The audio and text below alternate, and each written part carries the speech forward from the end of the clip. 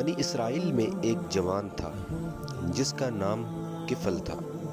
کفل کسی شریف آدمی کا نام نہیں، یہ بہت بڑا بدماش تھا۔ بدماشی اس کی کیا تھی کہ یہ لوگوں کی بیٹیوں کو لوٹتا تھا۔ ایک دفعہ اس نے 60 دینار میں کسی مجبور بیٹی کو خریدا اور خلوت میں اس کے پاس گیا تو دیکھتا کیا ہے کہ وہ رو رہی تھی۔ کفل سمجھتا تھا میرے پہلو میں آنے والی ہر بیٹی بے غیرت ہوتی ہے، اور برستے آنسو دیکھے تو اس کے قدم رک گئے۔ سوال کیا کہ کیوں رو رہی ہو؟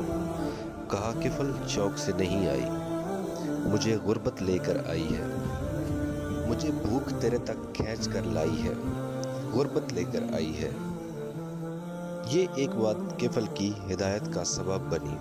اس کے دل کے آئینے میں چوٹ لگی اور کفل رونے لگا اور ہاتھ جوڑ کر اس لڑکی سے کہنے لگا، بہن معاف کر دے اور اسی عزت سے واپس گھر چلی جا۔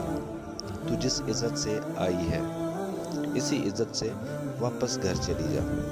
میرے لیے دعا کر کیونکہ میں بڑا ہی کتا انسان ہوں، اللہ مجھے معاف کر دے۔ اور وہ بیٹی گھر چلی گئی اور ادھر تقدیر کا قلم چل گیا۔ اسی رات کفل کو موت آ گئی۔